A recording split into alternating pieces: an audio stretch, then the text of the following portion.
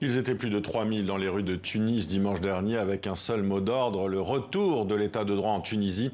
En juillet dernier, le président Kais Saied s'est arrogé, je vous le disais tout à l'heure, les pleins pouvoirs, un coup d'état constitutionnel pour certains. On en parle avec vous, Bochra Belhaj Mida, en direct de Tunis avec nous. Vous êtes avocate, ancienne députée.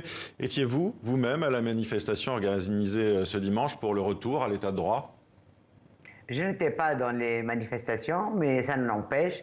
Je suis vraiment solidaire avec toute personne et tous les groupes qui voudraient manifester et exprimer leur opinion libre et leur évaluation par rapport à ce qui s'est passé le 25 juillet.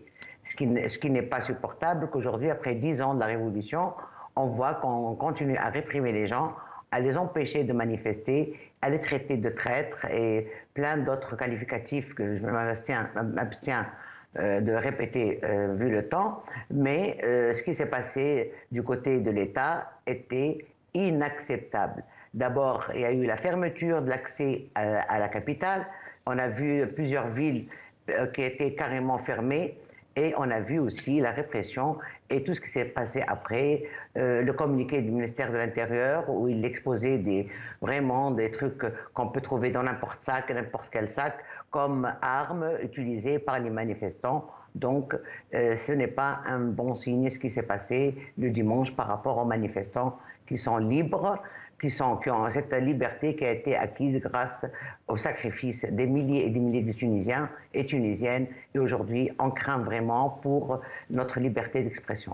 Oui, l'ONG Amnesty International a dénoncé le nombre croissant de civils qui font face à des poursuites devant les tribunaux militaires, soulignant qu'en seulement 3 mois, la justice militaire a lancé des enquêtes ou jugé au moins 10 civils. Vous craignez clairement un durcissement du régime tunisien vers un régime autoritaire ?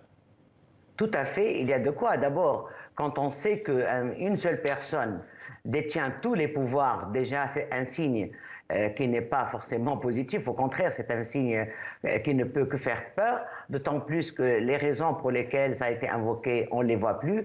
Il n'y a plus de parlement, parce que c'était ça aussi l'argument. La crise sanitaire est plus ou moins bien gérée aujourd'hui. Donc je vois que déjà le fait de rester dans d'un état d'exception est déjà un signe très, très négatif qui pourrait nous faire craindre de perdre nos acquis. Et en plus, c'est pratique, notamment, vous avez parlé du rapport d'Amnesty, qu'il y a eu 20 poursuites, plus que ce qu'il y a eu devant les tribunaux militaires, alors qu'avec la Constitution, avec tous les acquis de la Révolution, le fait de juger les civils devant les tribunaux militaires est en lui-même inacceptable.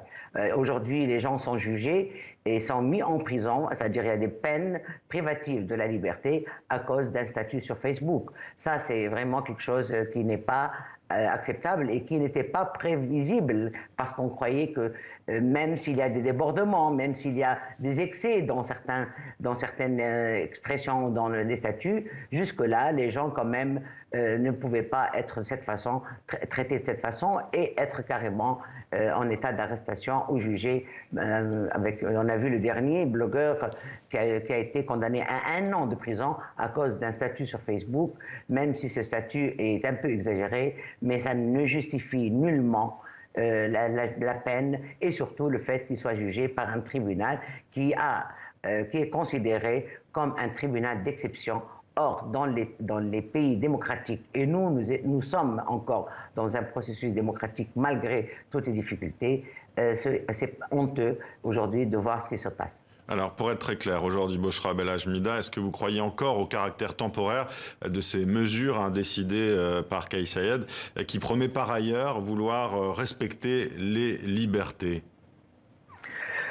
C'est des paroles jusque-là. Jusque-là, on dit qu'on respecte, et on n'arrête pas de le dire, mais on voit que les gens ont peur, alors que cette peur a commencé à disparaître depuis le 14 janvier, malgré les confrontations. Il y a eu, bien sûr, on ne peut pas dire qu'on était dans un paradis au niveau des libertés, mais on a vu l'accélération du processus répressif, et ça, bien sûr, ça fait peur, et il n'est pas question.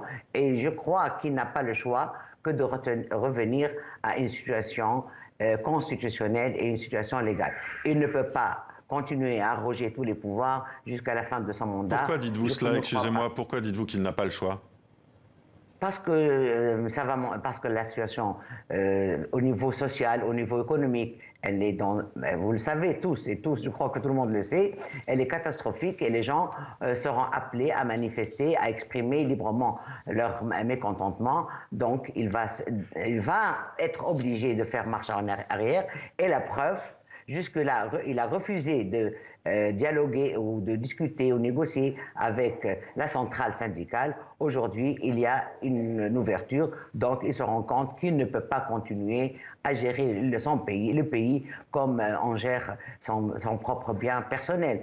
C'est un pays qui a des institutions, peut-être elles ont mal marché, peut-être oui, il y a eu des problèmes, personne ne peut nier ça, mais ça ne veut pas dire qu'on va abandonner toutes les institutions et on va être gouverné par une personne dont le projet est vraiment personnel et ce n'est pas un projet qui puisse attirer réellement les Tunisiens et Tunisiennes si on prend le temps de l'examiner et de comprendre c'est quoi son projet. Merci à vous, Bochra Belhajmida, d'avoir été avec nous en direct sur TV5 Monde.